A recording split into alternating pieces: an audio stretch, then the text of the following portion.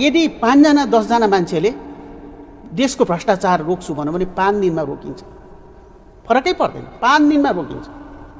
5 दिनमा भ्रष्टाचार निर्मूल पार्ने, भ्रष्टाचारै रोक्न सक्ने अत्यन्तै आँटिलो जोसिलो प्रधानमन्त्री देशले पाएको पनि आज 1 महिना भएछ। तर खोइ त जब केपी शर्मा ओलीले राजीनामा दिए प्रधानमन्त्री पदबाट, त्यस पछाडि त्यो जेनजीको अगाडि उभिएर के भनेका थिए त अहिलेका प्रधानमन्त्री सुशीला कार्कीले? यो भिडियो हेर्नुस्। राजीनामा दिएर हुँदैन, राजीनामा दिएर मात्रै हुँदैन, यो हत्याको जिम्मा लिएर कटघरामा उभिनु पर्छ। आम हत्याको रूपमा लिन्छु म, यसलाई आम हत्या हो। अब रोक्यौ चाहिँ केले त? प्रधानमन्त्री आफै।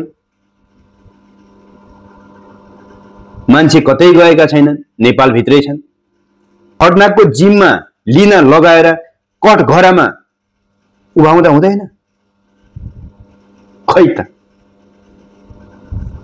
बोले जस्तो हुँदो रहेछ त प्रधानमन्त्रीज्यू। खै गरेका, खै जेनजीको माग सम्बोधन गरे। अझ के भन्दै हुनुहुन्छ यो भिडियो हेर्नुस्। उहाँहरूको माग केही छैन, जति उहाँहरूले मागेकै पो के छ र? मैले सुन्नुभयो, जेनजीको माग नै केही छैन रे। त्यत्रो जेनजीले भनेछ प्रत्यक्ष निर्वाचित कार्यकारी प्रधानमन्त्री राष्ट्रपति होइन, त्यो कुर्सीमा छ चाहिँ के? नबुझेको कुरा। 5 दिनभित्र भ्रष्टाचार रोक्न सकिन्छ।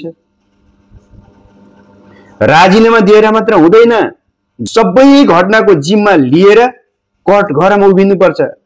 उभाउन सक्ने सामर्थ्य तपाईमा देखिएन प्रधानमन्त्रीज्यू।